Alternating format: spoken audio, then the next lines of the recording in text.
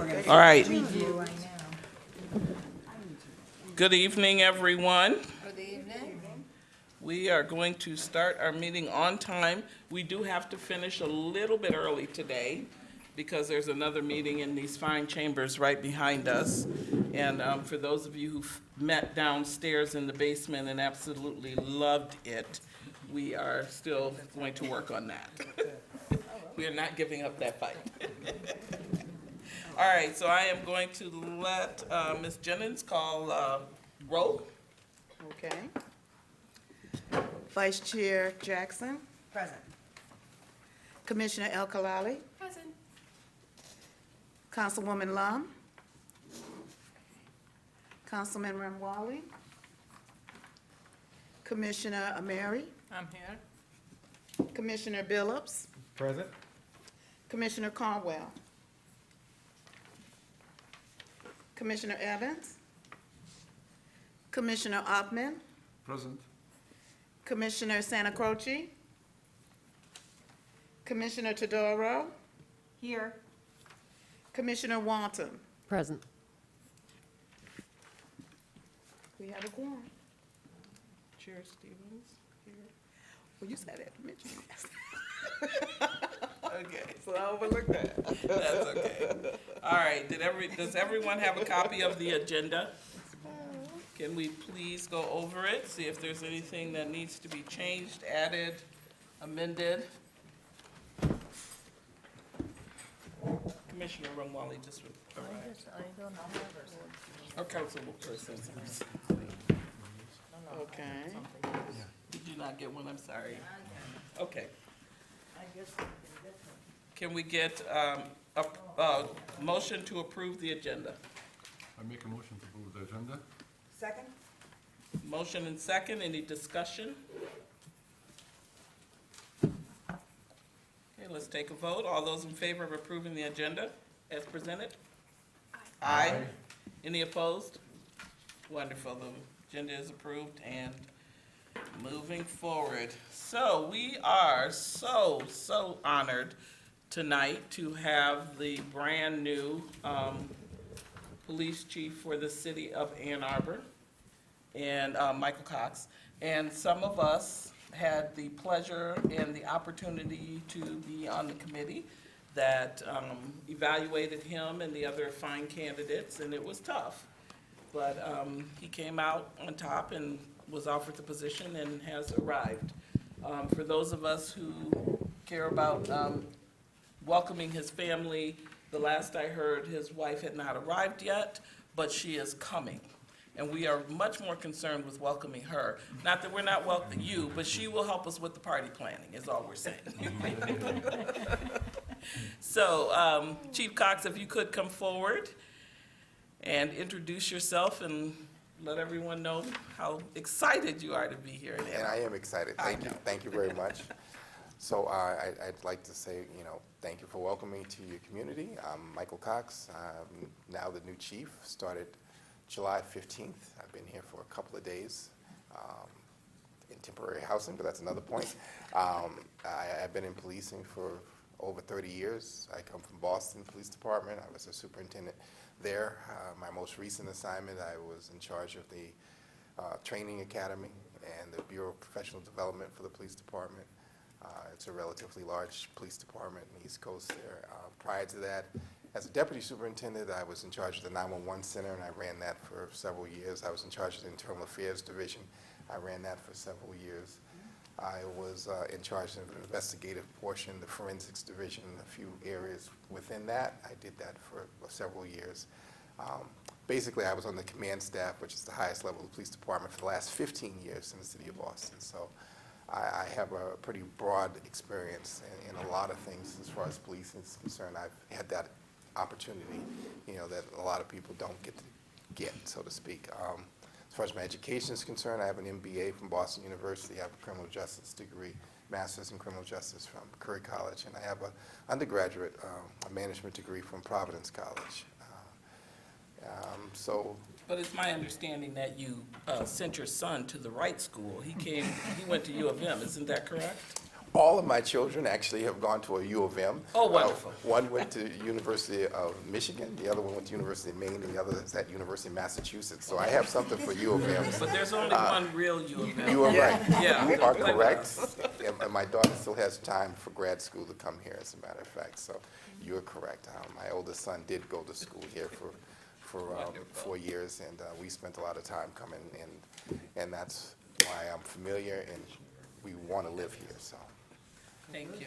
Very welcome. One other thing is, it was also my understanding you did have some experience with working with a commission like ours, if you could kind of talk about that a little Absolutely. bit. As part of the Internal Affairs Division there. Can you speak louder, please? Little bit? Absolutely.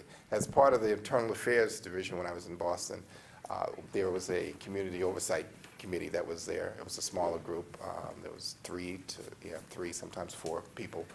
And they got to review police complaints that the police had through various means, or what have you. And so I was there for the origination of that, and for some time. It still exists today. It's a little different form now, but so I worked with that committee a great deal, and reviewing officers' cases and helping them go through the process of reviewing complaints that they received.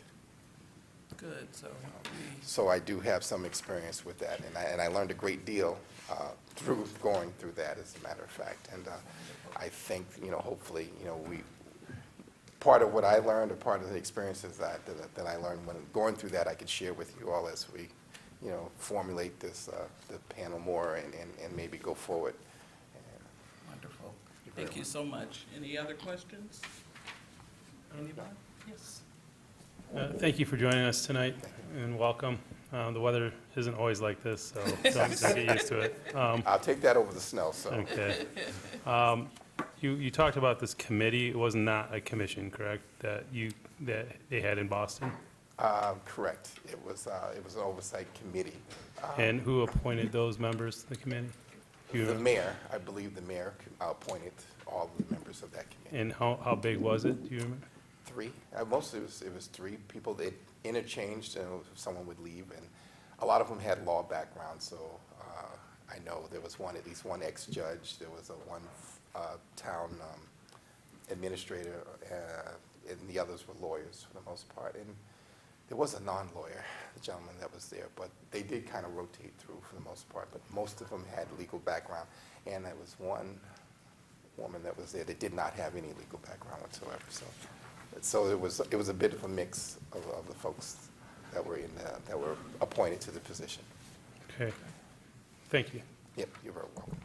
Can I ask Emma? a question? Yeah. From your perspective, do you see like police oversight commissions that, that exist in many other cities as somebody that is friendly to the police, unfriendly, or what, the police welcome these committees or not, and why? Well, depending on the culture of the police department you go to, they can be unwelcomed, or depending on how progressive the police department is, they might be welcomed. I've found, based on my little knowledge and research, that most of these committees, when they review it, the facts are what the facts are. It doesn't matter who's looking at them. And as long as people are properly educated and understand what certain things mean and see, everyone kind of comes to the same conclusion for the most part. It's a process of understanding, what happened, what occurred, and it's a transparency issue.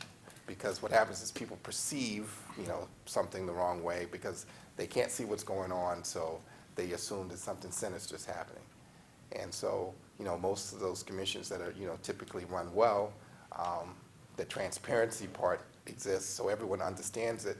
And I think it's good for police officers. I think it's good for community because of the transparency part, if done right, in my opinion. So whether or not each police department appreciates that, I can't speak for other agencies and things of that nature, but my experience in Boston is that it's a good thing.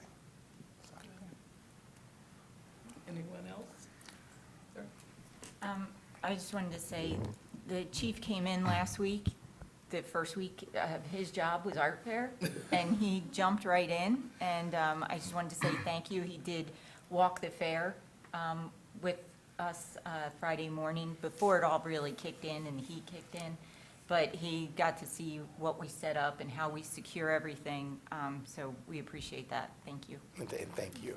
So, Wonderful. Yes, sir. Chief, welcome to Ann Arbor. I think really it's an honor and great to have a person like you to come and lead this great department. Ann Arbor is not the real world. It's different. Probably we live in a bubble. But we have also our own problems. One of the issues that you had probably you have experience with is community policing and having more of police officers like walking through so people just see them, not just sirens behind them and trying to catch who is violating, etc. They do that too. But in your capacity, in your role as chief of police, would you renew this community policing and having this kind of people come to know the police as also people like them?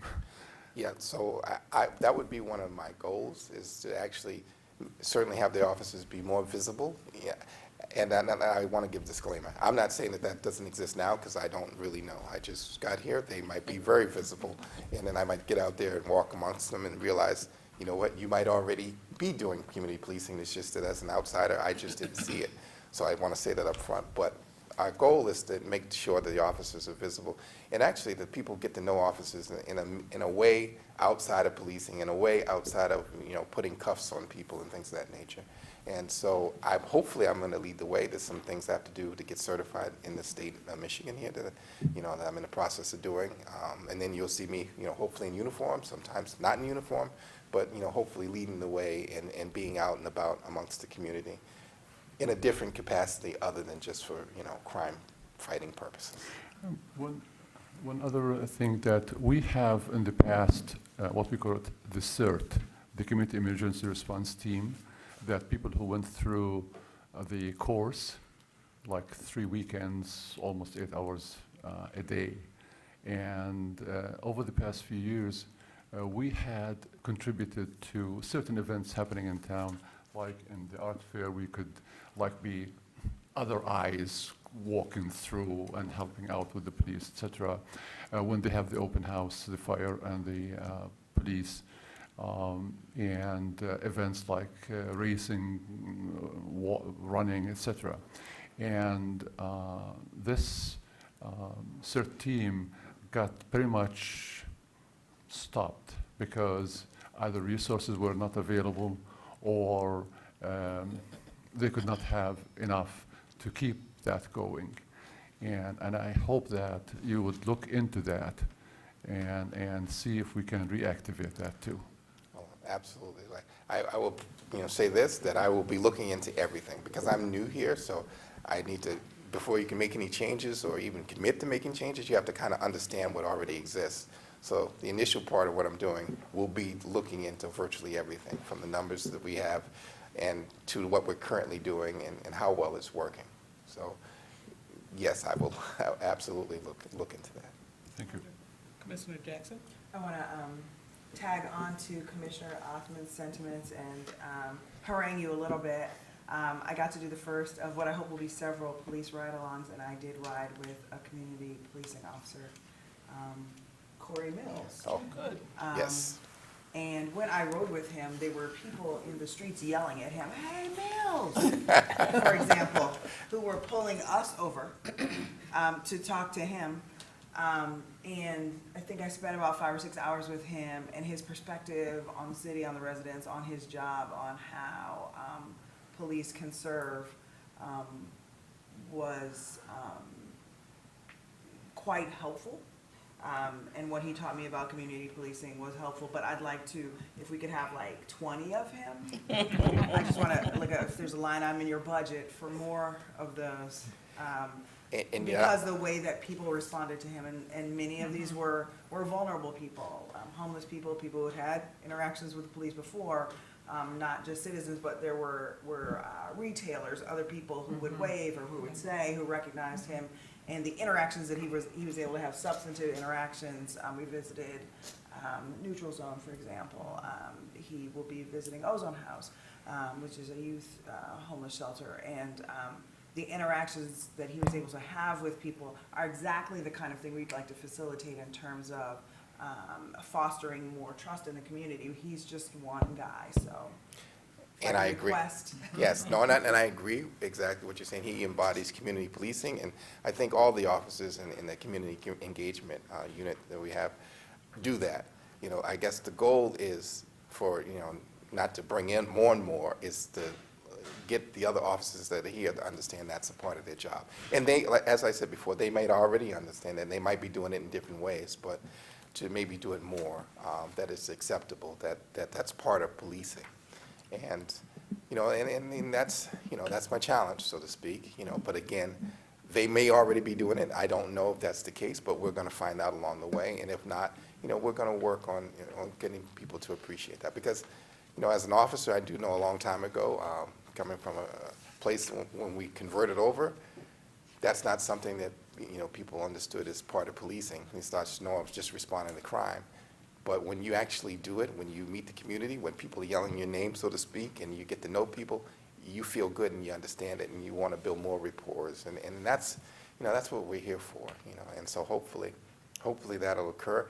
And then I also challenge, you know, some of the people in the different wards and city councilors and people of that nature to come join us, you know, walking and talking and be part of the community as well. And, you know, because that is what community policing is. It's not just about the police, it's about all aspects of the community coming together and, you know, walking around the neighborhood and joining, you know, as far as making the neighborhood safe.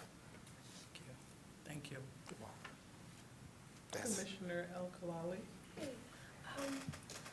Well, initially I was going to discuss this with you privately, but I figured it's best to have it on the record. No pressure, though. It's just, as you know, there's been a greater presence of ICE in the greater Detroit area in correlation with Trump's announced raids.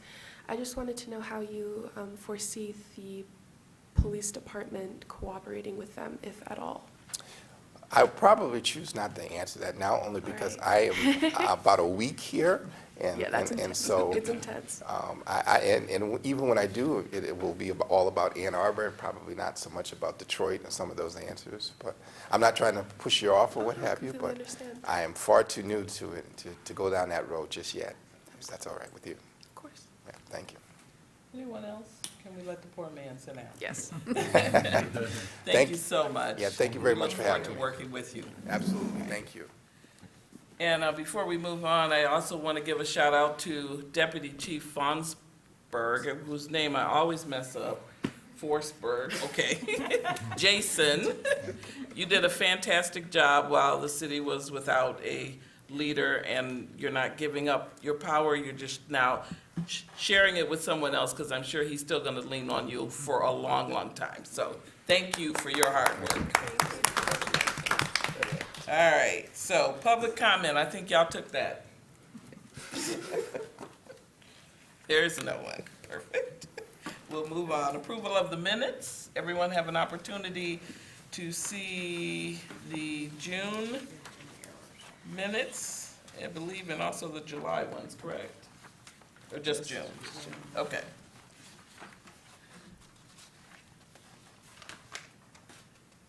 Can we get a motion to adopt the minutes? So moved. Seconded. Seconded, any discussion? Anything need to be corrected? Perfect. All those in favor of accepting the minutes from the June ICPLC meeting, please indicate by saying aye. Aye. Anyone opposed? No opposition, those have passed. All right. Okay, so all of this, under old business comes under the first two at least. We had an opportunity to meet with the chief, the deputy chief, Bonnie Tile, who is their professional standards person. Yes. And receives all the complaints from the city, for the police department. And then there was one other gentleman there whose name I can't remember, and David Santa Croce. from our team. And we talked, this came up as we were talking. So one of the things that I envision, and this of course is gonna be down the road probably, is that all the complaints would go into one space. And then from that one space, everybody who needed access, meaning people on this committee, as well as whoever was doing an investigation for the police, would be able to access it. And that way, nobody's, like having it on their personal computer or anything like that. We don't have to So worry it'll be about. on the city computer, we have access to it, or on the commission website, or Facebook, or where will it be? And that's the part they're still working on. You don't know. Yeah, so they're trying to come up with, I think Chris called it a portal, where things would go into one space and then you wouldn't be able to download it or, do anything except the work that you went in there to do, which would be to fill out a report or whatever. My understanding is that all of the complaints would go in there and everything, if that can happen. That's not for sure right yet. So as it stands right now, we have, 2 avenues by which complaints come in. They can go in through the ICP office, ICPOC office, either by calling in, which Denise has received one of those. She received an email, and so that was considered a complaint, and we put that through as a complaint. But the police are also receiving complaints too. So right now, we have 2 avenues that they're going. If you want to talk about where we are in terms of how you get notice, and then how the complaints are coming to us. Oh, sure. If a person decides to make a complaint through the website or our webpage, then once the form is submitted, an automatic reply letter goes out to thank you for your complaint and that we have received it and it's documented. At that point, a tracking number is attached to the complaint, and at that point also, you can look in, an email is sent to me, I look in and see a small synopsis of your complaint, and then I send that immediately to Bonnie Tiao at the professional standards section. So, but it first gets a number from us. It gets a number from us. The minute that it's submitted, then a tracking number is attached, and an email will automatically come up in my box. Right. And then I can open it and see who it is, what Okay. day and time, and what the complaint is about. Okay, So I want some clarity on this, if you Sure. don't mind. The complaint come to the police, right? I don't know, that's a separate, and she was Yeah. gonna get to that one Yes. next. We're talking right now about if it comes to the ICPOC only. but the community is aware of our existence and they know already how to do that, or Yeah. we're still in a We're process? still, Okay. yeah, But we do have a page, and we do have a complaint form on that page. Right. And you can fill out that form and submit it. And then it automatically kicks in a tracking number and an alert to me that now I have this complaint at 9 o'clock in the morning, say, for example. And I can view that complaint, and then I can pass that complaint on to professional standards. Professional, in the police department? In the police department, yes. But how do we be aware of it? How do we become aware of it? You send us copies? I mean, how do we be? Well, how do I always- become excuse me. aware? Like tomorrow, somebody send a complaint. How do I or any member of this commission become aware of it and know what it is? That's what I'm trying to understand. Oh, right. I see. I Whenever I receive a complaint, and I've only received 2, then I've also let the chair know immediately that a complaint has come through Right. our office, yes. But at this point, there's no way for everybody on the commission to see it.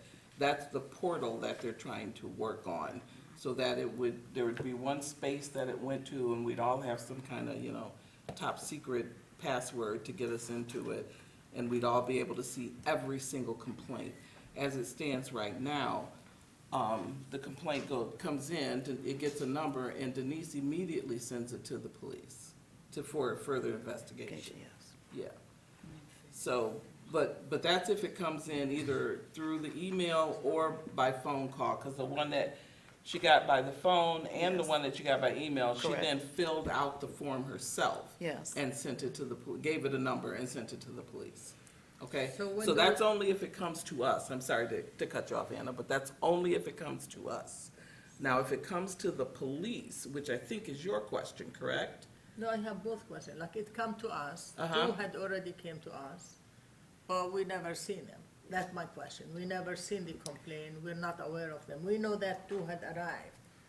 But what are they? How do we read them? How do we?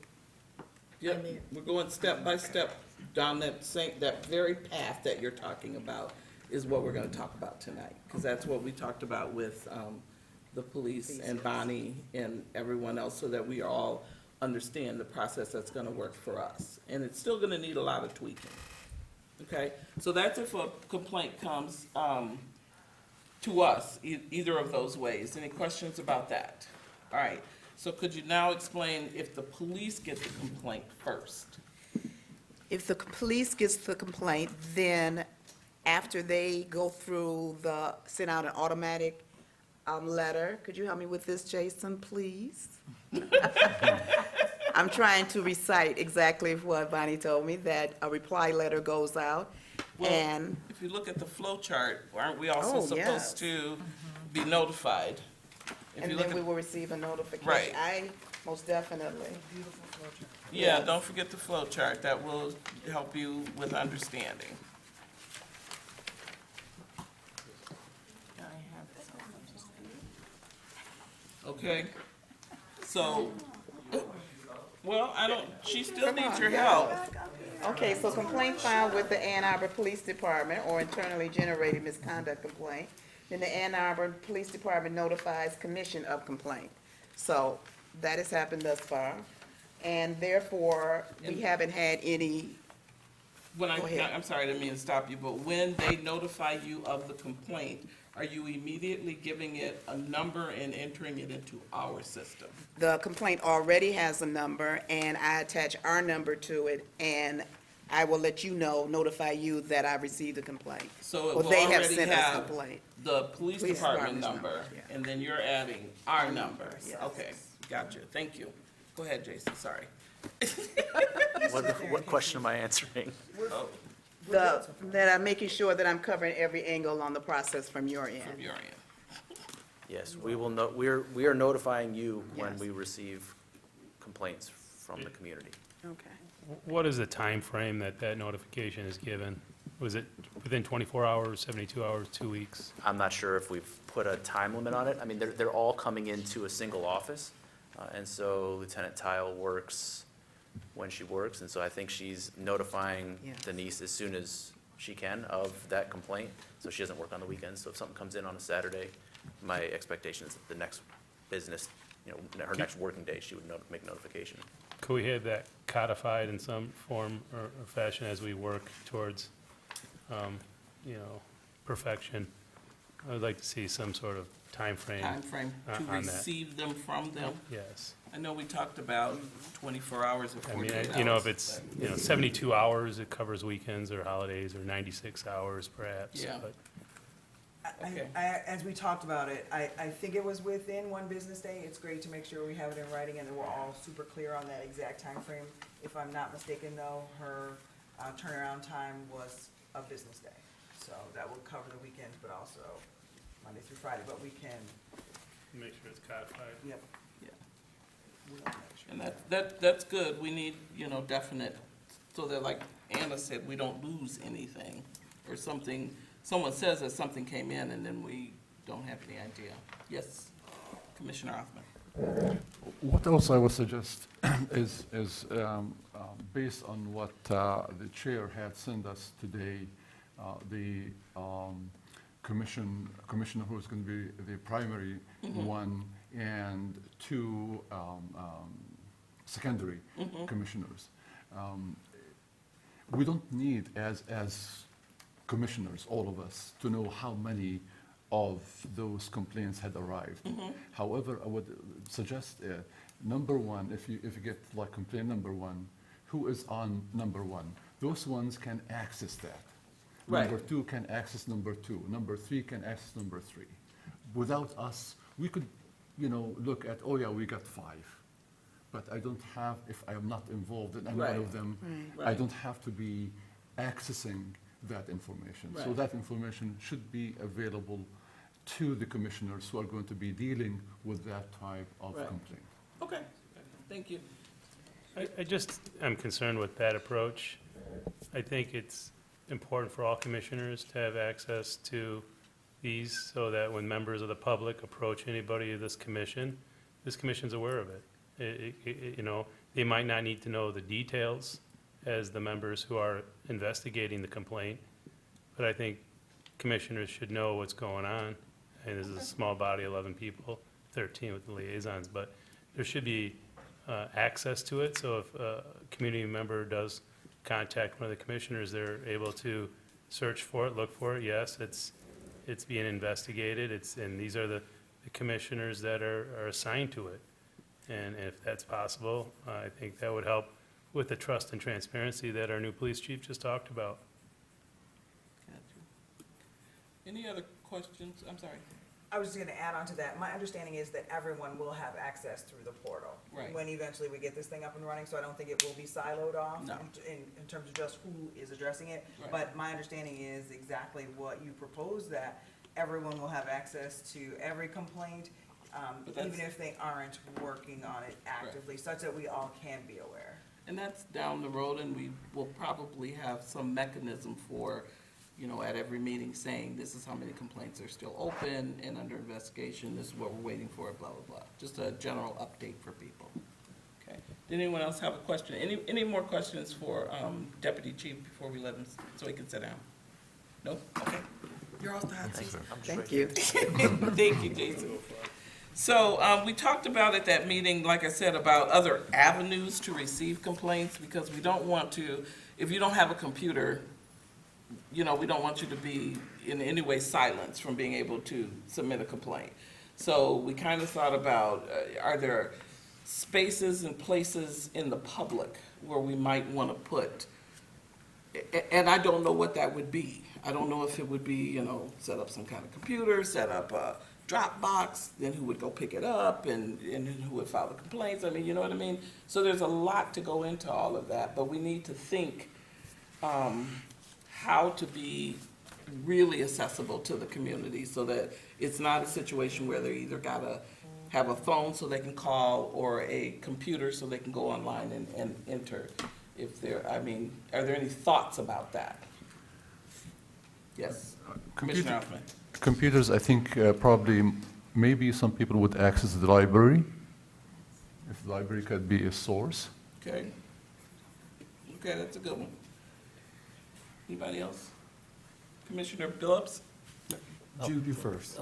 I was just going to say, we're going to be doing community outreach. To me, that's a question for the community. What are the paths for you that you would feel comfortable in? Wonderful. How would that work? So That's wonderful. So is this something we want to continue with what we're doing right now and put that piece of the discussion on hold until we have more input from the community, more opportunity to engage with them about where and how they want to be able to get stuff to us?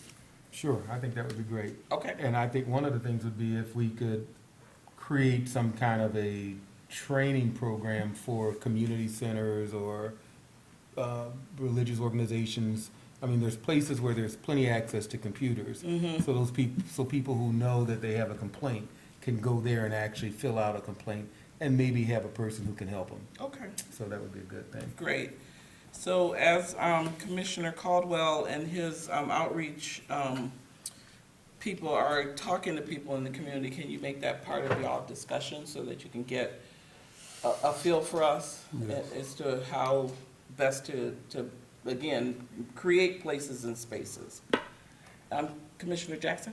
And at this time, people have the ability, if, as an option at least, to write in to Denise, Absolutely. yes? Okay. Yep, they can write a letter. Yes. And it comes. But again, we haven't, other than putting it on a website, we haven't really, you know, like, got it out to the community. So we really need to work on that piece as well. So is there any more discussion on that particular issue under old business? And can we just have a motion to put the other avenues, reviews of other avenues on a future agenda? Chair, Yes. are we going to go over the complaint Ann Arbor police complaint. I have one word to be changed. Yes, If- that's, if this is- yeah, we can do that. We can do that? Yes, And over the actual complaint form that we've yes, agreed on. what we have is what happens after I file a complaint. Uh-huh. And if you look at line number 4, the last word, Does everyone have a copy of Yes, the? I included Okay, it. good. yeah, it says the commission will give you an update within 20. I think instead of give, I would say provide.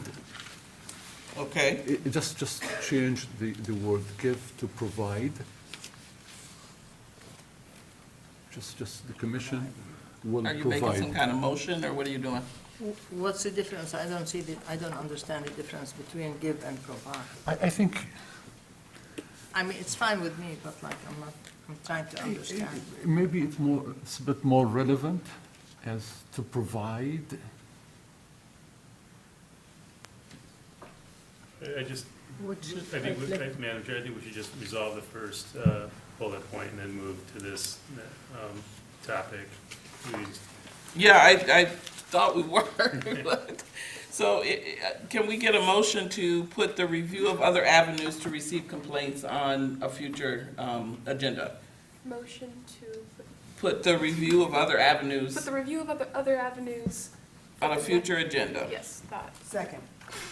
All those in favor? Aye. Any opposition? None, thank you. So we will put that forward and wait for, to get an update from Commissioner Caldwell. So now, like you said, the review of the complaint intake forms. Did everybody get an opportunity to review those again? And thank you all for your diligent work on those. I think they're great and very user-friendly.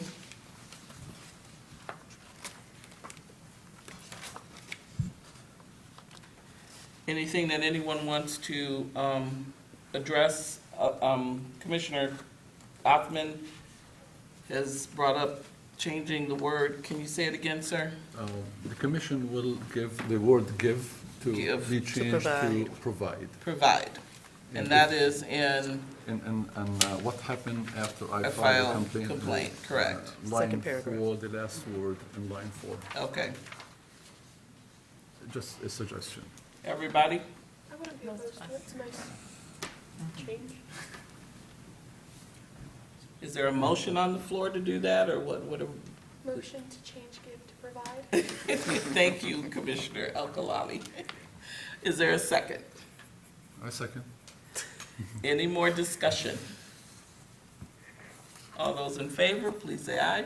Aye. Anybody opposed, please say. All right. No. Oh, go ahead. Is it important to say how that will be given? Is it gonna be given in what form, this update? On the form, you get to say how you want. Okay. Did that Yeah, satisfy you? Yeah. Okay. My other comment, while this is open, is in the first paragraph, second or third sentence, when it describes way you believe the police acted regularly or any other complaint you have about the police. I feel like perhaps we could be doing more than just taking complaints. Maybe we could take comments. And I'm not sure if adding the word or any other complaint or comment you have about the police. And you know, it might be like we just heard about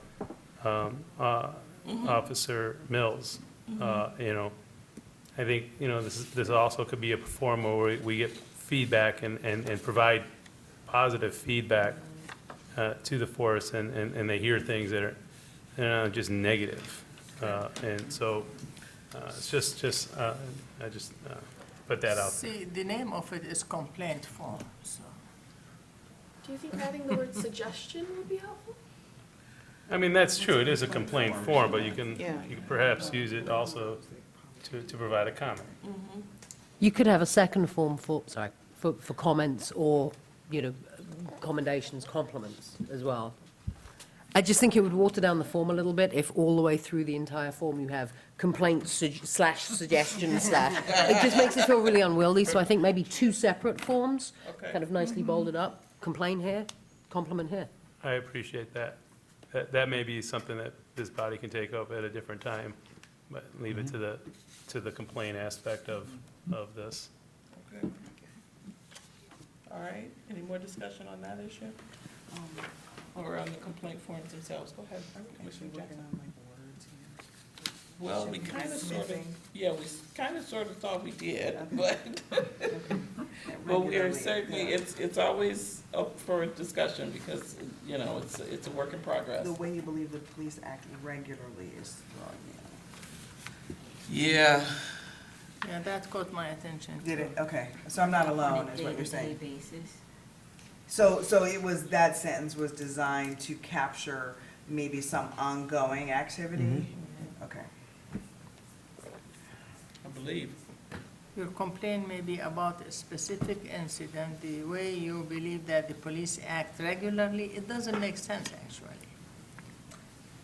Act improper, I mean, it's a complaint and you want to do report about the police acting regularly? Yeah, I think they didn't mean regularly as in normalized. I suspect the intent, I didn't write this, was regularly meant ongoing, on a regular basis, or something like that. I'm assuming, I don't know who wrote that, but maybe we could say an ongoing activity or your complaint. I understand what you're saying. The complaint may be about a specific incident, or it may be about an ongoing event. I would take that whole sentence out if you want, to read, your complaint may be about specific incidents or any other complaint you have about the police, okay? That also works. Either specific incident or, I mean, it just doesn't read correct, or I don't know what people will understand from it when they read it. Maybe if there is an attempt to make a distinction between a one-time event and an ongoing series of events, or maybe you could capture that in another Maybe about clause, a such as specific an incident. ongoing event. Or an Because people might have some ongoing- repeated interactions, and maybe that's what it was designed to capture. And then you could have, ongoing practice. or any other complaint. A specific incident, an ongoing event, or any other complaint you may have about the police.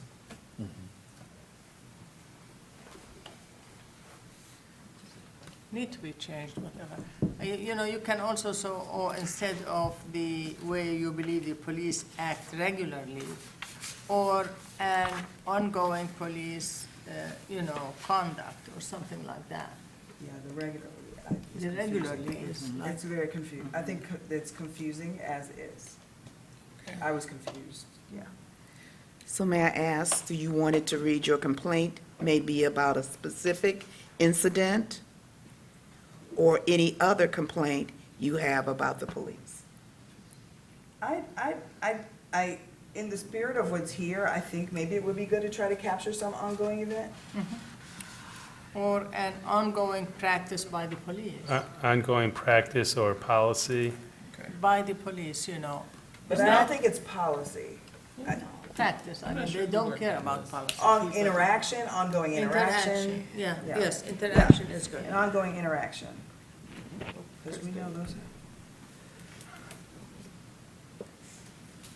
And then if we haven't captured everything there, we do have the last clause, or any other complaint. So you have a specific incident, you have an ongoing incident, or anything else. Yeah, An ongoing interaction, or any other complaint. So I don't want to get caught up on this and spend too much time on it.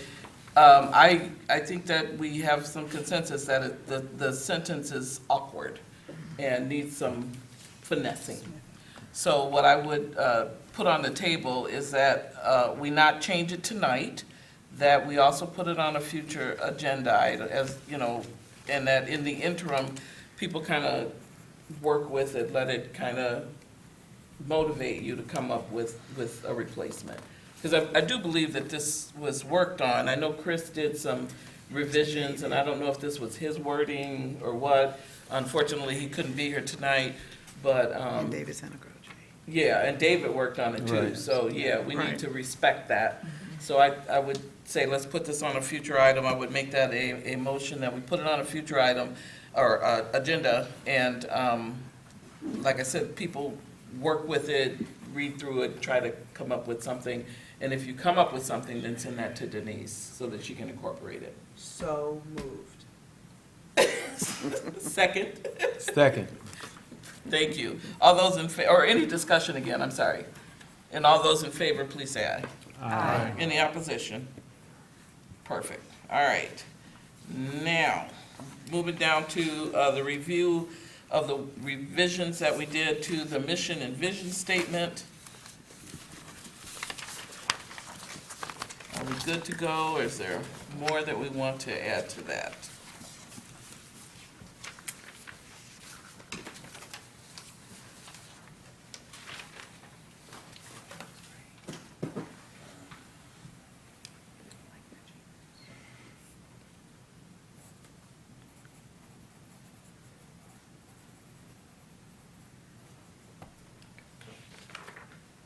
You good?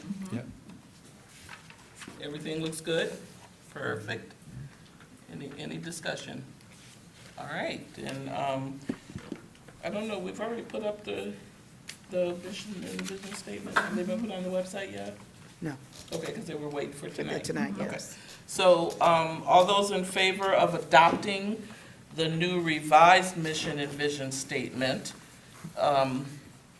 wait, this is a motion first, sorry. I would motion that we adopt the new revised mission and vision statement. Can I get a second? Second. Any discussion? All those in favor of that motion? Aye. Any opposition? Are you voting down there? Okay. All right. Now, moving on to new business, and this is one that I think that the chief and the deputy chief might want to engage us a little bit. I asked Denise to put this on because based on our new, Madam Chair, I'm sorry to I'm interrupt. sorry, There was a third item under old business. Did we cover that before? which one? Update on Investigative civilian training. investigative training. Oh, I'm sorry, you're right, I did skip that by accident. Denise, you want to update us on that? Thank you. That was Corey. Well, this is from Commissioner Santa Croce. Yeah. Supposed to give us an update on a civilian investigative training. So I will tell you, he's not here tonight, he had daycare issues, but he and I have talked, and what he's trying to come up with, and you know, we're all working together, is some kind of uniform training, and I hate to call it training, but more introduction to how do you read police reports, what facts are we looking for, how do we then look at the policy and apply it to the circumstance. So I know that he told me that he had reached out to ICL, which is the Institute for Continuing Legal Education, and they sometimes will have videos that people can watch that are specifically designed for what we call fact-finding. And he was trying to see if there were some of those. He also reached out to, which I told him I'm not sure we want to do that, a couple of, Washtenaw Community College Police Academy, because of course they got to teach the police how to fact find. I don't know, you know, if we have the police teach us how to do it, people may say that, you know, we're still in bed with them and blah, blah, blah. So I don't know. So we're waiting to see if he's able to come up with anything else. But the procedure for the assignment of the complaints I sent out last night, and that is the procedure that we all decided on last week. We have 4 complaints that we would like to assign. We're ready to assign them. We're waiting for Chris because he still had to redact. I think there was 1 more he had to redact. So we have 3 that have already been redacted by the police, or the city attorney's office. And I think there's 1 more that he needed to redact, and then we would be able to assign them. Hesitating to just assign them out and say to 3, you know, different groups of people, here's the complaint, go at it. But we'd like for uniformity in the way that people are looking at them and investigating them so that it's all fair and impartial as possible. So David is working on putting that together, and hopefully we will have that done by this week so that we can at least start with the, groups of 3 to just start kind of working with people on how to do this so that it's uniformly, and that's the key. And it's not going to be, because we're all human and we're all going to look at things differently, but as closely as possible, if we could be able to look at the policies and then also look at what the police found and then come up with our own conclusions. Now, we also have some challenge, which I don't think is going to be a big one, on being able to access the police policies and procedures. And if, yes, I see Ariane looked up then. Where are we on that issue in terms of our ability to access the policies and procedures? Because we talked about that at length at this meeting as well. And overall, it seemed like they were willing to give us or some, but not all. Yes. Yeah, some, but not all. I'm sorry. Commissioner Billups. Yeah, Madam Chair, just a question that comes to mind now for me, and that's that if the reports need to go to the city attorney to be redacted, that's another thing in this timeline that we need to consider as to when we actually get reports. That is correct. And there needs to be something put in place saying how soon we want it from Him. the city attorney also. Yep, I agree completely.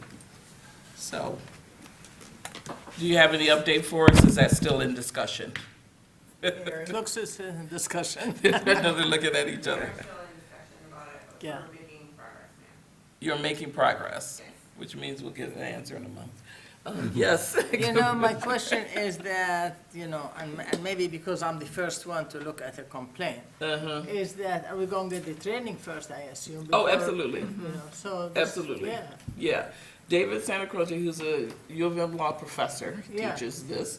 I've been doing this for over 20 years. We are going to work with you. We're not going to just hand you the complaint and say, good luck, let us know what you find out. No, we're going to work with you and show you, not show you, but kind of help you identify what you should be looking for. There are certain Is that buzzwords the and things. training we were talking about, like the certain X number of hours training, whether we're doing? over That's the weekend? totally different. That's different. That is the Citizens Police Academy with Officer Mills, or Sergeant Mills.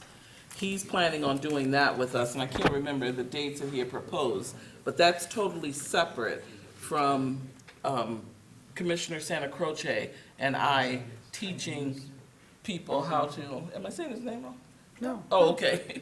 Teaching people how to read the police report, because it will be a redacted report. And I think I have a copy, yeah, this is one from my work. And it's distracting, because they block out people's names, and your mind is trying to figure out what that word is. Yeah, and so there's a way to read it and still get what you need to pull out of it and be able to analyze that with the, whatever rule or procedure that the police are saying the person is accusing the officer of violating or not violating, okay? So, yes, David and I will not just leave you on your own. We will definitely be working with you. But you are first. That is true. And it's with strictly alphabetical, Anna. I know, I'm not complaining. I Okay. just think we need to do the training, because We this do. putting people in group is easy. The But hard again, part is until to get we, the training. until we get access to the policies, because at our meeting, we were looking at, a complaint that had been satisfied, and the police had done their summary, and I looked at the summary, and it said unfounded, and it was just a one page, and I said, based on what? Where's the supporting documentation? Yeah, it's good for y'all to say, but we've got to be able to say, we looked at this, we looked at that, we looked at police reports, we looked at statements, and so that's the part that we're still working out. So, Ariane's standing up and walking this way, that must mean she has additional information for us. Just an opportunity. Yes. The chief had the opportunity to speak to someone from the police academy. He is a retired officer, he's the assistant director, said if you were interested, they could put on a program to teach you how to read and analyze the police reports. Absolutely. Who is that? His name is Tom Tanner. Tom Tanner. So Tom that's a Tanner. service And- that they could, so if you're interested in it, it is from the police academy, but there may be some value in learning on how the police learn to also interpret the facts Yeah, as well. we should- I So you think can there's kind of some value compare in that, Yes. from, Right. see how they're trained as well, and then maybe compare that with another And then we'll way as train you well. to do it the right way. Miss Stevens. That's awesome. So if you, we can make that connection for you. Okay, wonderful. So we'll have Denise get in touch with you and then try to get that set up for us. So we have to get that done before we can actually Of like, course. and we have to have access to the policies. So, Understand, and we did talk about that in our meeting that we had. okay, And so we're trying to figure out a way in which they can be viewed. Maybe that's the portal that we're talking about at first, but the way that we can share them, they're organized in a unique system that's provided for by the police. We can't give you access to the full police systems. Right. We have to figure out a way. I mean, if we were to print them, it would just be yeah, You know, yeah. We don't. untenable. So we have to figure out a way in which we can share them that's a We prudent way don't to want do to it read and this much, searchable. even if you're willing to print them. I don't think we want to read that. Right, we want to find out a way that's actually going to help you. So whether that comes kind of piecemeal, which is, this is the policy that works with this particular complaint, Right, kind of as needed as you need to go. right, So we need to figure out the best way to share those with you guys. okay. But that is being discussed and we are staying on them and meeting regularly to try to get this worked out quick as possible because we've got the complaints and we just can't get busy until we know the policy. So that's where we are on that. And thank you again for taking me back to that. Any other questions or concerns or anything about the training? And then we're also hoping that when we go to the Nicola conference, that there'll be some workshops on that and we'll be able to get some more information about how other places do it too. Okay? So, Yes. we have 4 complaints right now. We're at an impasse on investigating them. And we don't have any definitive deadlines as to when we're gonna get the information or the training that's required or not, wanted in order to begin doing the work this commission has been put together for. I'm just concerned of how much time this is taking. I know everyone's doing their best, but I also know that there are people that are on this commission only for a year. And I agree. we can't wait 3 months before we get into investigating complaints. I know that one of these complaints was filed, our first complaint was filed when, if I could I ask? believe in April, right after we were. I have to check, I don't have it with. I think it was We right could be after- sitting on a complaint already for 3 months. Well, I know that the police have done their investigation and responded. Mhm. You know, and that brings, and thank you again, Councilman, you're bringing up really good points. One of the things that we also talked about is, do we need to get all of the complaints, even the internal ones that are about, you know, people doing things internally that are against the rules or break policies, or do we only want the external complaints that are from the community?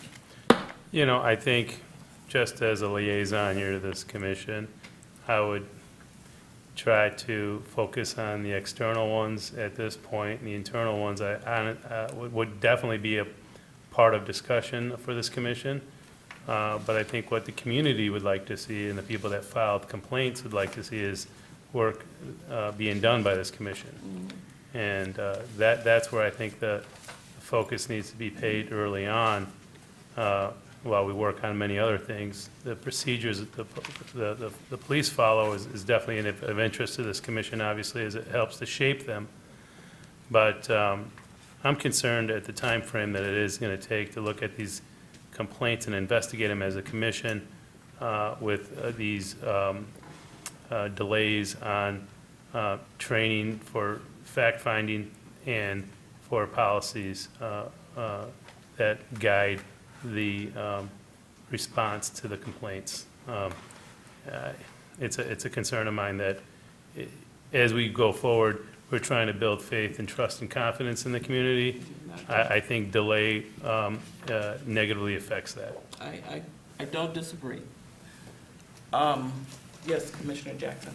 I agree with this position as well, but I'd also think that we would be betraying the public's trust if we didn't review the cases that we have well, if we don't do it to the best of our ability. And I think that reviewing them poorly or in a manner in which we're uneducated could do a greater disservice to somebody who has a complaint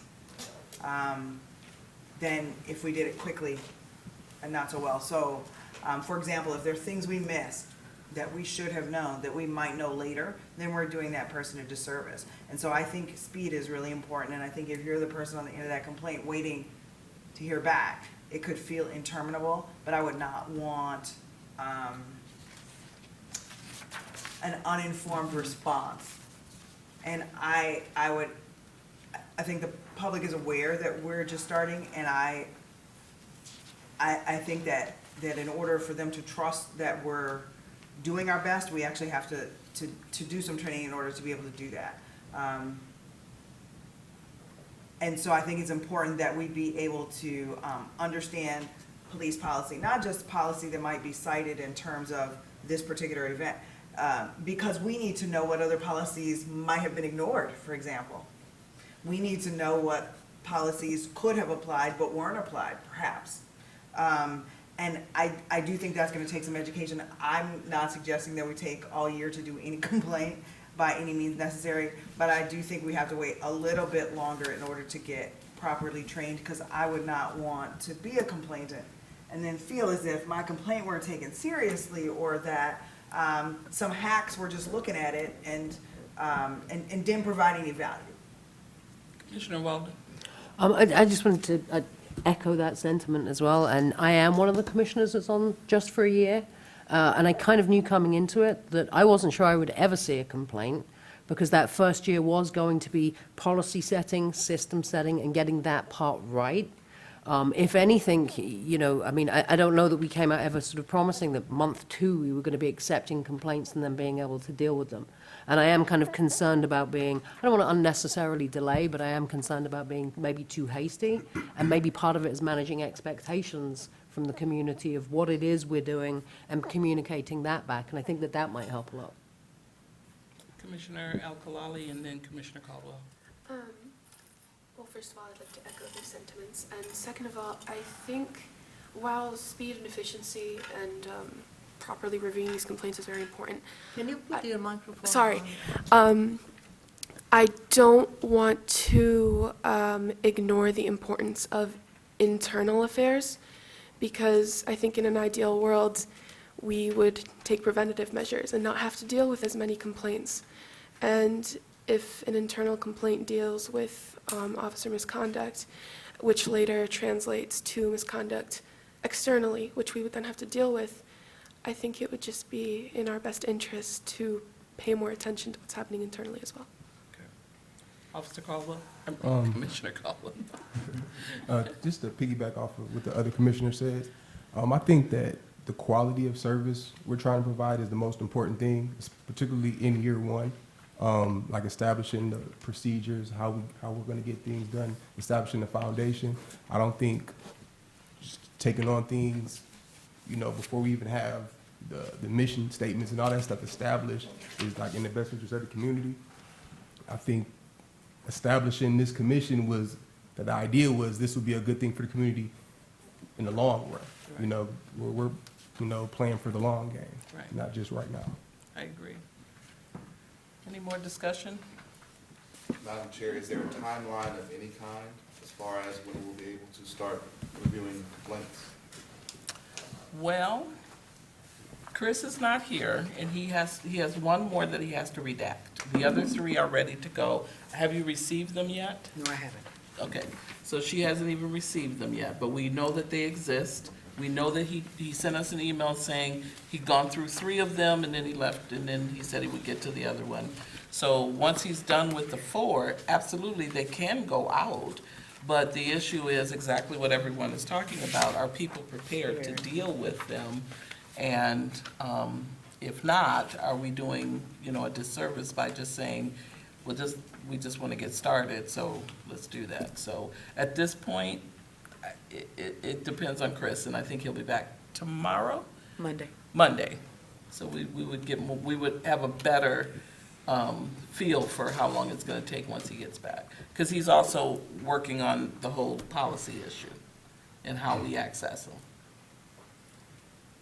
So, the one thing that has crossed my mind as I'm listening to people talk, I agree with everything that's been said. I agree with Councilman Ramwali, I agree with you all that we don't want to rush, is that maybe until we can get the training in, it might be, and we can decide on that, feasible for David and I and one other person to just go ahead and start working on them, the ones that we have, and to see where we are in terms of time. Like if we've got one that's been in since April and it needs a response, which again is the other question. It came in to the police.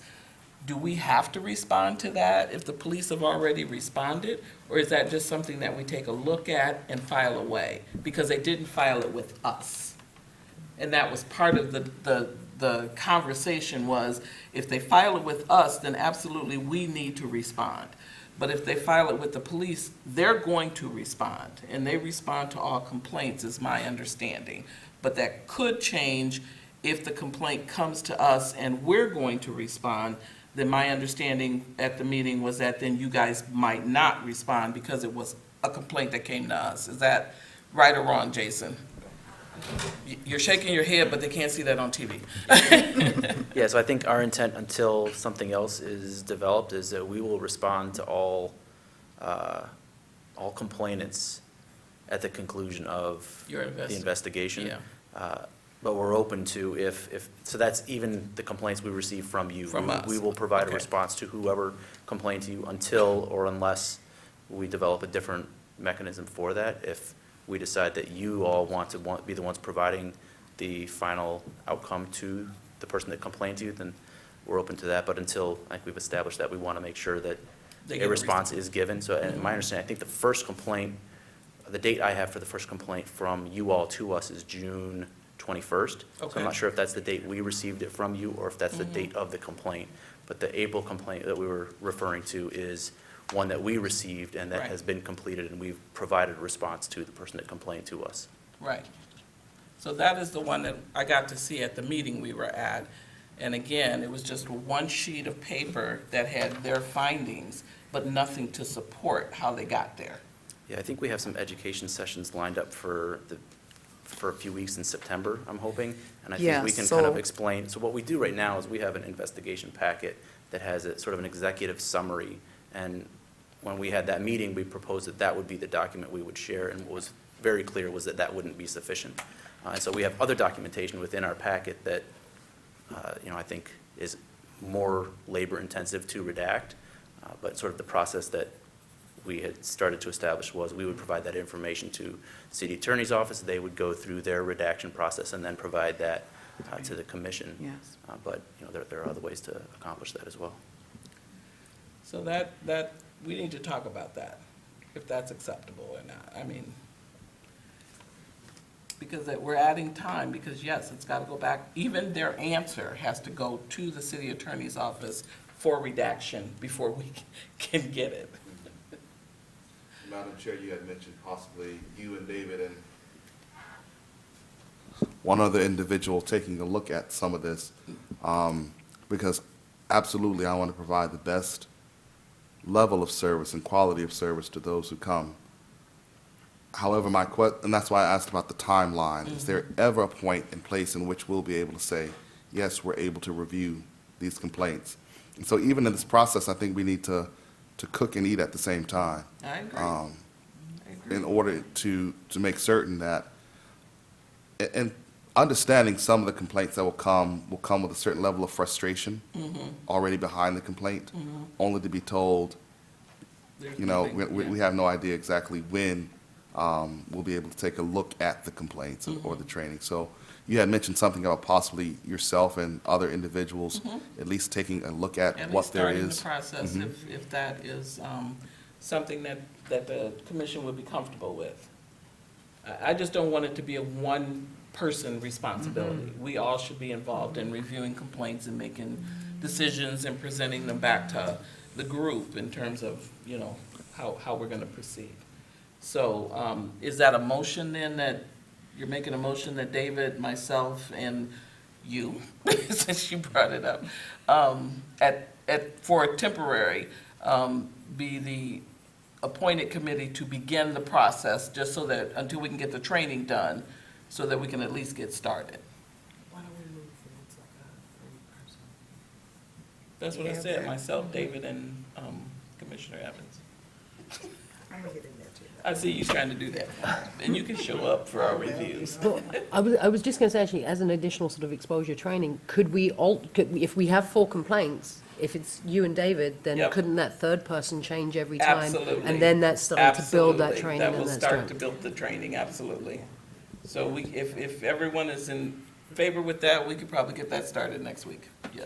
Could I suggest just following the order that you have, the primary assigned contact person as that third person? Sure, absolutely. So we can go with the primary person. So everybody got the email from me where I kind of broke, based on our discussions of how we were going to review the complaints. I went through and we decided that it wouldn't just be one person, it would be a committee of 3. So I just went through alphabetically, and we decided the first person who comes up will be the primary assigned person. That person will be responsible for making sure that they're getting all the information that they need. If there's additional statements and stuff that need to be gathered, then they would make sure that they do that, and that the other people on the committee get it. And then set a time and a place for the 3 of you to sit down and meet, and also be able to access whatever policies we need, so that you all can then meet and come up with whatever your findings are, fill out the form that we have, and you might want to take a look at that form, and again, see if there's anything else we need to, the intake form, anything else we need to add to that. And then it would be that primary person's responsibility to get that intake form in to Denise, so that it can be logged as completed and done by us. Now, of course, all of this is dependent on the police, you know, finishing their investigation in a timely manner. But as soon as all of that is in, and like Deputy Chief said, we already have the first complaint. We can give it to you. There's already a response from them, but we don't have the supporting documentation. So we'll do the best we can with what we have. Yes, I am. Yeah. So you and I and David will have to set a time to sit down and meet about that. So any other questions about that? And do we want to second that motion and/or vote on that? The motion to let David, the 3 of us, me and David, and the first primary person on the first complaint, the second complaint, third complaint, fourth complaint, because that's where we have right now. Yes. Before we vote. I think if we're gonna vote, if we're gonna resolve to do it that way, we should have some end date. But, so, maybe we should say for X number of cases, so that we know that that isn't a permanent solution. No. Right, so that, you know, there is a point at which, yeah, there is training and everybody's competent to do it, and we could start rotating in our 3-person groups. And so maybe we should say for the first 5 cases or 6 cases or whatever it is, that we're gonna go in this 2+1 alternating person, rotating person format. I was just thinking we need some sort of end date for that thing. If And I we actually understand, have to- and don't know if we I actually have to totally vote on it. understand that, and I totally agree with what you're saying. I just don't know that we can say within 5 cases that we're gonna have access to everything we need, we're gonna have all the training done. I would rather put a date, like end of September, after we get back from the conference, and we've had an opportunity to process all of that information and see how we could use that. So I would say, you know, and we would pull in people David and myself would pull people in. So you all are getting a little bit of training before we do like bigger trainings. And the other thing is, we didn't vote on the order that was proposed. Did you guys, nobody voted on that, the three-person Yeah, rotating we did. board? You did. You weren't here. Okay, no, I was gonna say, if you didn't vote on that, you'd have to vote on. Oh, no, we voted on that. That's how I All came, right, I didn't gotcha. come up with that on my own. I ain't that smart. So, any other discussion about, the getting started with just David and I taking the lead, pulling in the primary person? Are we good with that? And I would agree with Commissioner Jackson that we'll put an end date on it of the end of September, but it could end before that if we're able to get all the trainings and everything that we need done. You're saying October? Because you could, if you pick October, you could ostensibly finish earlier. Yeah. But if we're coming back from IMCOs in September. That's true. It is at the end of September, maybe there might need to be some time to process what we've learned and And practice what we implement some learned. of that. And so we could finish in September, or we could finish in August. All right. But if you say October, it does give you a little bit of time after that training, that additional October's training fine that'll with me. happen, so that was just my thinking. October's fine with me. Is anybody opposed to that? Okay, so that is the motion that's on the floor. You need to, I think October is fine. What we can say is by our October meeting. So that would give us at least a date, Okay. not the first or the last. It's just our regular October meeting. okay, We see where we go from there. right. Council person. Thanks, yeah, it's confusing. I know. I got a question. So you and David will meet with the primary assigned commissioner, help with fact-finding, look Yep. for the information. I appreciate your willingness to take on even more work. That's okay. Will the primary assigned contact person then work with the other two individuals that you have laid out here as well, so that they can work as a group with those others as soon as they're debriefed or helped along initially? Absolutely, if they're confident to do that. Some people will say, yeah, I'm good, I can train everybody else, and other people will say, no, I want to wait till everyone goes through formal training. If you look at the way that it's broken down, everybody is a primary at some point. Jude, unfortunately, is twice, because I wasn't, I said, well, I'll let her take my turn. Thank you. So, everybody is a primary at least once, and I think it's like 10, the first 10 cases or something. Right. So, yeah, I did that purposely too, to try to, make sure that everybody had the opportunity to be in charge and know what they need to do. So if we work with every primary on the first, 10 cases, say it goes to October, by the time we get the training in and everything, then everybody should have had, training. But I understand what you're saying, and anyone can come when David and I are working with the primary, as long as we don't get a quorum.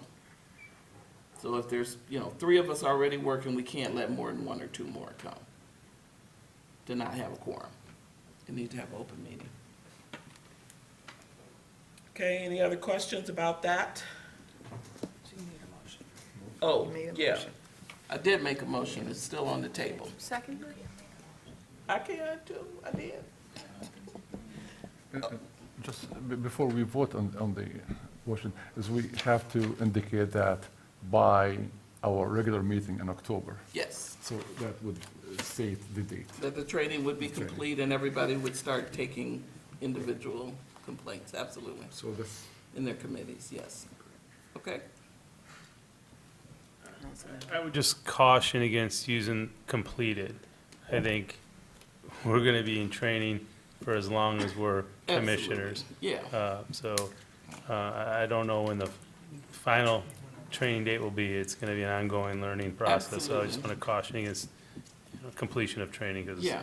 No, I've been an attorney since '99 and I'm still in Still practice. Yes, it's a continual practice. You're always learning something new, so, continuing education. exactly. You want me to take a stab at summarizing the motion? Yes, please. Okay, so I make a motion that until the meeting at the end of October, when addressing the complaints that have come in, we use a temporary new format as commissioners are getting the beginning of their training.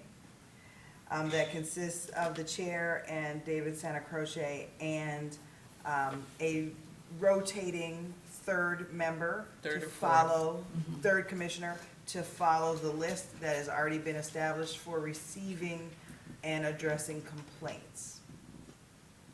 Seconded. Seconded by Commissioner Altawali. Any discussion, additional discussion? Can we take a vote? All those in favor? Aye. Any opposition? Okay, David's gonna be happy y'all voted him on something he ain't even here. He should have been here. Y'all so wrong. Don't miss a meeting. Okay, so now I can talk about, and we've got, some time to do it.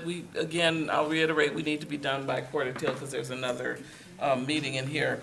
But given our development of our vision and our mission statement, keeping that in mind, what does that look like? What does that make policing look like in the city of Ann Arbor? I think we need to talk about that and get on the same page as we're trying to develop and evaluate and, yeah. So what does that look like? One of the things that I know from being on the HR department, and I'll just throw this out here as the HR commission, as human rights, yes, I'm sorry, as a way of trying to get you into, kind of thinking about that is they worked long and hard on the trespass ordinance. And someone's, I had someone say, are you serious? That's the crime that y'all concerned about in Ann Arbor? And when I explained to the person the reason why it was so important, because it disproportionately affected specific groups of people, then it became more important to them. And they were like, oh, yeah, okay, well, that makes sense. But when you just say, to a lawyer, yeah, we're out here trying to change trespassing, they're looking at you like, change the murder, right? Change something important. But trespassing can be important. And having police respond to that and how they respond to that can be important in specific situations. Specifically, the bus station and the transit center and how trespass is enforced there was a big deal. And so, yes, the Human Rights Commission took that on. But as we think about policing, what do we want that to look like? And is things like trespassing, why is that important? And why would we want to have our police doing that? Why aren't they just out? What is protecting and serving, and what does that really mean? Yes, Councilman. Thank you. I might need to pull up the deputy police chief. I'm not sure. You brought up a good point, and not sure if this is premature to bring it up, but when you talk about trespass and you talk about the Blake Transit Center, I got some information from the force about, that issue over at the Blake Transit Center recently, in fact, yesterday. And it's fine to share the information that you had provided me yesterday. I just don't want to overstep. Too late.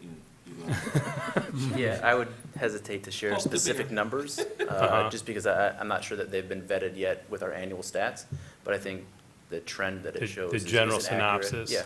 Yeah, and I think there's probably reasons for some of that, but I'm don't not have a- sure, and I understand what you're talking about, guys. So to be honest with I'll you. So- go into it a little further, I guess, with trespass, because I am on the Human Rights Commission as well, and when I joined council, I was put into the conversation that had been going on for well over 12 months at that point, and how trespass is issued and enforced, and continuing dialogue. I met with Deputy Police Forsberg last week and asked about, what's going on at the Blake Transit Center, because now we have a private firm doing the policing over there. If you want to call it that, I hesitate to call it policing. But the rates of incidences and the calls and the issuances of citations and the reasons why they're being called. And since the police have left the Blake Transit Center, as a community policing station of sorts, and the AAATAs provided their own security, where they call the Ann Arbor Police Department when they have reason to. So what we're seeing is an uptick in calls. And most specifically, I think, the most, where they're coming from is from trespass. Trespass has significantly, I think it's over doubled the amount, nearly tripled since the police have left with a physical presence and a private firm is there. So I found it very interesting and timely to bring that up as just as something to relate to what the conversation is here currently. Thank you. Did the police, I'm just curious now, did the police stop patrolling that area because of a request, or was that? So we haven't stopped patrolling it, but we used to have dedicated officers. Right, that's what I meant, like, that prior being there. to September of 2018, we had dedicated resources that were assigned there. After that date, it was mutually agreed upon by AAATA and us that we would not assign officers there. Okay. And so then just the trend is we have now more calls for service there than we did while we were there. And I haven't looked at the data deep enough to say what the cause is for that. I mean, Right. our presence there, may have deterred certain things from happening. You mentioned there was a mutual agreement, but you didn't say what the rationale for that agreement was. So I wasn't involved in those discussions. So we don't know why the change happened? Well, I can't speak too much upon it myself. I mean, I'm a freshman still, but it's council's policy, the city administrator, AAATA, board members come into that agreement, of where they want to place the resources and who's paying for what. But I wasn't involved in any of the discussions that took place. I didn't know if you heard the rationale. What I can say is that we took those resources and converted the officers that were specifically assigned to Blake into our downtown beat officers, which includes the Blake. So they have a much larger or broader, area of travel now. But Just to echo what the deputy chief had mentioned, I did the ride-along with one of the officers, and his assignment was downtown, and lo and behold, he got a call that there was something, an incident at the transit, and there were 2 police officers who came over there to investigate. What you have now is a private security that probably individuals might not have the same clout as having a police officer. So they might not have, they can't do anything. They can't arrest, they can't do anything. If they feel that their life is a little bit threatened, they call the police. So I know that it could be related to resources and funding and all that, but I think the safety of the people who use the facility is more important than saving a buck here, buck there. I would also add, we're looking at a very relatively small sample size of the data. So we were trying to compare similar number of days. So when we're looking at September of 2018 to present, we were comparing the same 2017 September to July, whatever it was. So it's less than a year's worth of data. And I think part of the reason, maybe we're not there is that that's a public transportation site that generally does not have that many problems. And so for us to have dedicated resources there, it may have presented a different kind of atmosphere than what Blake wanted. So what's the problem that you're having? Just people sitting there, people fighting, people Currently, at you mean? the transit center? So we're getting called whenever we're asked to come there. So it might be that there's something suspicious happening. It could be that something was stolen. It could be that somebody's refusing to leave based on whatever the people that work there want them to leave for. There may be ambulance requests that we're going there for. It could be fights. It could be any number of things. So in that time frame, we're responding anywhere from, I'll say, kind of give a ballpark of 200 to 350 calls for service. But it's a broad spectrum of calls for In less services. than They're a not year? all crimes. in less than a year, you got 200 and some call for help. Yeah, we respond to Service. 10,000 calls for service a year, so. Specifically, as it relates to Blake, I know that there was a lot of concern when school is in, that the buses from the different schools, so if you're a high school or a middle school and you're riding the public bus, it takes you down to Blake to get the bus that then takes you home. And there were some issues and challenges with younger people there. And I know that the neutral zone had a real problem with kids getting trespassed, and then they couldn't ride the bus to school, and so they were coming out and trying to, help with that. But that was a lot of calls during the school year, is fights at the transit center, because the kids just happen to meet there at certain times, yeah. So, any other questions, comments, or concerns for Deputy Chief about that? You know what maybe it's not for him. I'll ask the question. Okay. I think you're done. Thank you, Jason. Madam Chair. Yes. I'm going to unpack that just a little bit more as far as an agenda item, and I know we don't have much time. Maybe something we can talk about at another meeting. You say what policing looks like. Yeah. I need, So, one of the things when I was on the task force, one of the things that became extremely clear to me was I was having lunch with, one of the persons, and, a person of privilege, and rightfully earned that, I get that, but made the statement that he had never had a call for service in his neighborhood. And I was like, oh, really? I've had my neighbor beat up his wife, stuff like that. So I've had the police coming into, and I live in a decent neighborhood, it's not that.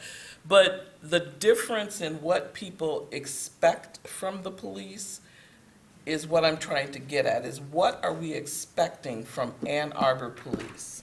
Can we get a clear picture of that? And it might look different depending on where you live. And then if it does look different, how do we, as a commission, work to make it look the same for everybody? But, as a commission, our job is to make it look the same for everybody, Isn't Correct. that the whole idea of the police commission, is that we are sure that all the people of Ann Arbor, regardless of their income, race, gender, immigration status, sexual orientation, are treated equally? And not just of Ann Arbor, but even if they're visitors here, Yeah, anybody found in the city limits, I didn't mean. Yeah, I know. The legal term. Right, but that's exactly, Like, you want to be sure that people are treated equally by the police, because Correct. they are the police of everybody, or responsibility for everybody. So that, I think, what the commission is, and to get to there, also we need to create a trust in the community. okay, That, poor communities, communities of color, new immigrant, don't have the same trust in police, like middle class white people. It's a fact in Ann Arbor, every place else. So how do we change that?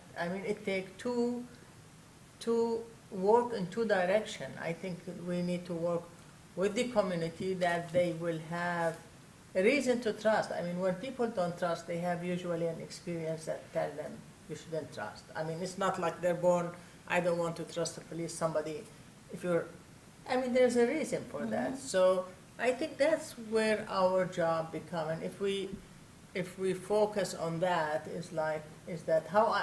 that's how I want Ann Arbor to look like. and what does Is that that- look like specifically? Specifically, Yeah, like that what- people trust the police, and the police believe that if a black person or immigrant walking downtown, they're not up to no good, That assumption, there's certain assumptions about minorities, there's certain assumption in the larger society, and police is part of that larger society. And as a result, there's lack of trust.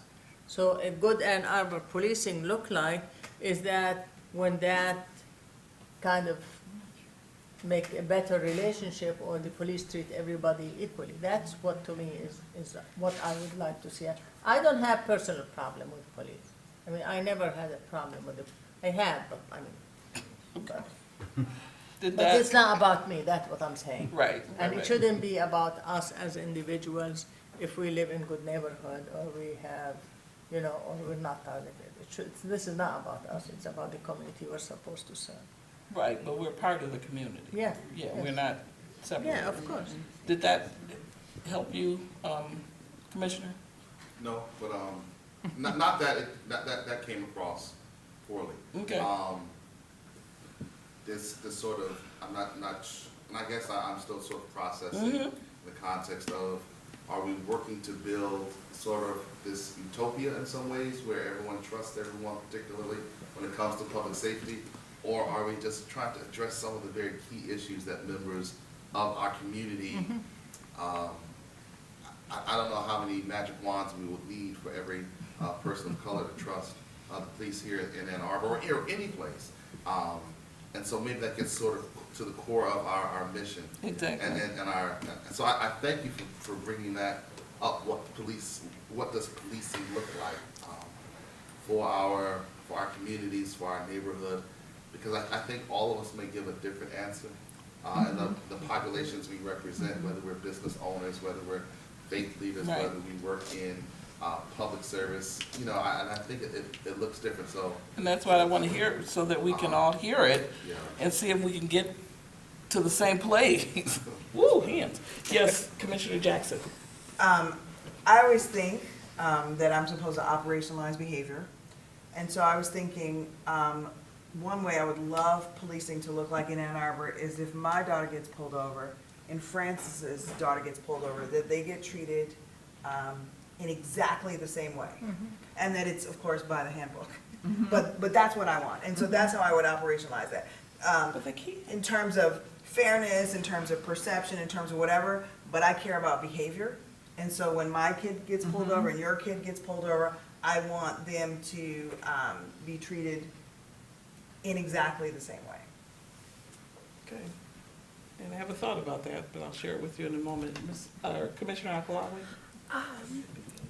So, in terms of the word equally, make no mistake, I want everybody to be treated equally by the police, but I think step one is first of all acknowledging that there are issues, and that is the responsibility of the police department to do, because you can't solve a problem and create this utopia unless we know that there isn't a utopia right now, that there are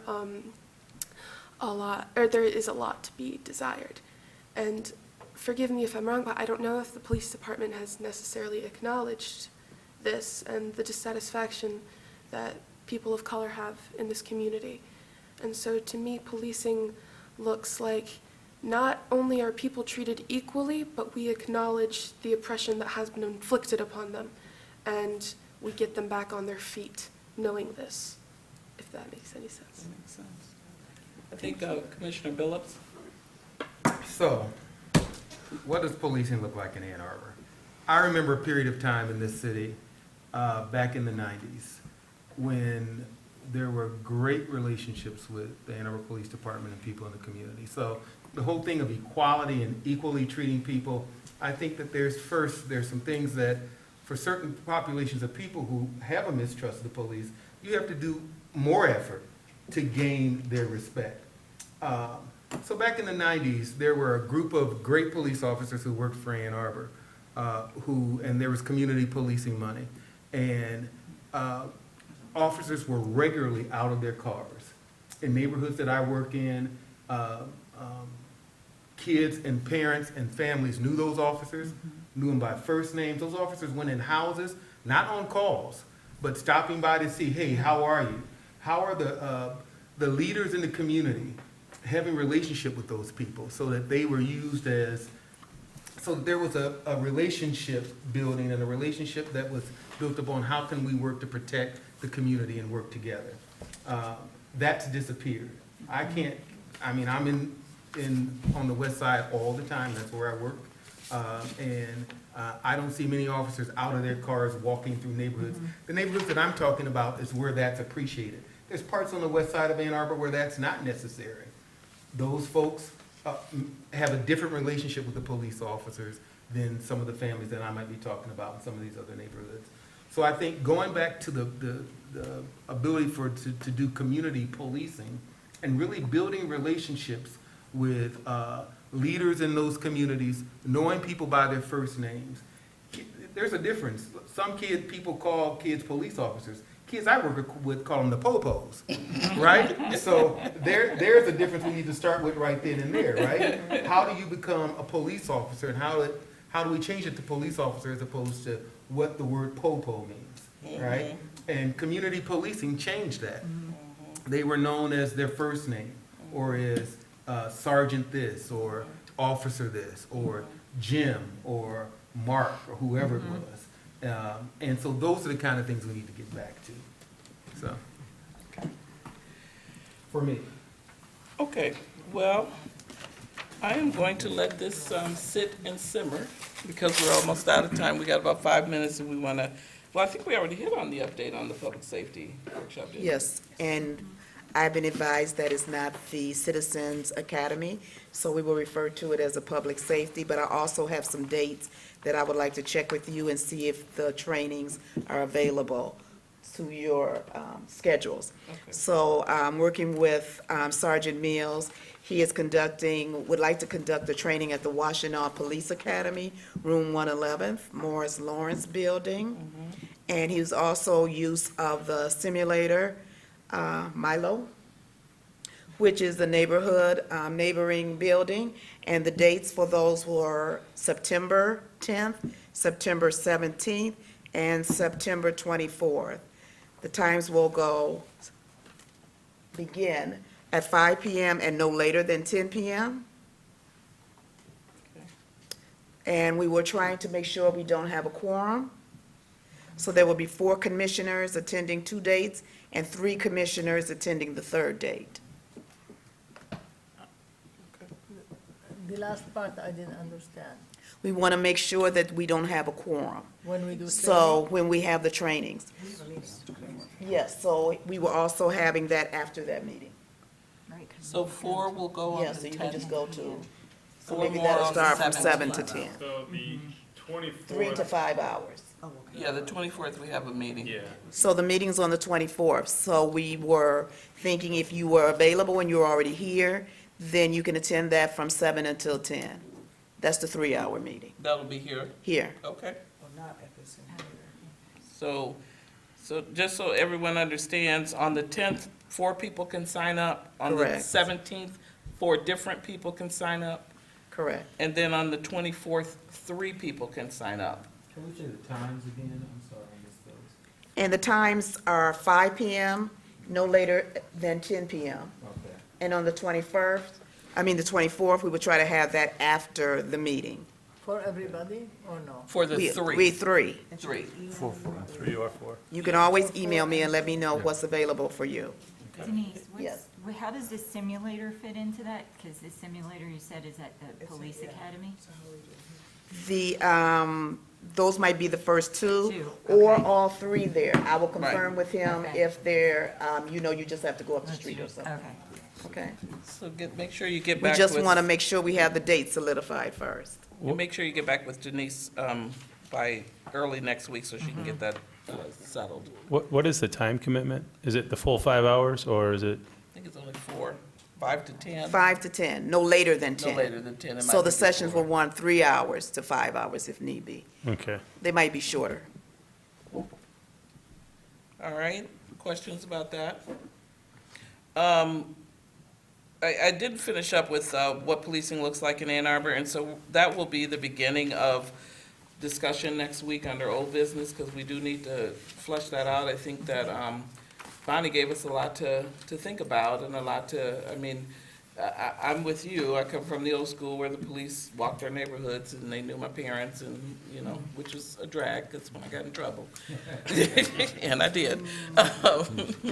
So I think we need to continue that conversation, and we really need to flesh that out, because if we're all working off that same mission statement, we also have to have the same goal going forward in terms of what we're looking for from the police. Yeah, Should we send our thoughts ahead of time It would- before the meeting? That would be helpful, because then we can try to compose them in a way. And then at some point, it would be important for us to have this conversation, not a quorum, of course, but quite a few of us with the police union leaders. I've had an opportunity to meet with them once, and I definitely want to meet with them again, and would encourage some of you to come with us. Me and Denise, and who else was with us? Was it Do you Commissioner have a Jackson? date when you? Not yet, we'll get that. But if we're going to decide what it should look like, I think we also need to hear from them about what they think it should look like, and how they, what we want, how they can implement it or not, where the challenges are gonna be. Of course, we'll meet with the chief too. But he ain't on the street. Any other questions, any new business, good and welfare? Anything? Anyone? We have All on right. the back of the agenda. the Oh, we do? outreach. There's more? Oh, my God. But we Oh, basically covered that. yeah, I don't know, do you have any update on community outreach, Commissioner Caldwell? So we have sites confirmed on each side of town. Okay. Where we can hold our forums. Right now, the next step is gonna be just to meet as a committee. And talk about what it's gonna look like and get some dates, so we can Okay. start meeting with those, community partners. Do you think you'll be able to have that for us at the next meeting, like some dates and what you guys plan to do and how we can join in? We'll at least have what it should look like. Okay, thank you. Appreciate you. Oh, she's right. We still have a public comment, so we've got a couple minutes. Anybody? This is our public. Exactly. Thank you for coming, Leslie. Lori, anyone else? If not, I'm going to ask for a motion to adjourn the meeting. Oh, I'm sorry. Before we adjourn, we need to set the date for next meeting and we adjourn. Oh, next meeting's already set. You didn't Yeah, get the calendar? No, but we'll say it. Oh, We'll you say want it to in save the adjourn. date We'll for say it in the adjourn. next meeting? Our next meeting is August 27th, and we have changed that to 6 PM Is that in the basement? here. Yes. August 27th, in the basement. Thank you. At 6 PM. No, here, we haven't, Oh, here? Here. At 6 PM, sorry. All Here, right, at 6 here? 6 PM. Correct. Yeah.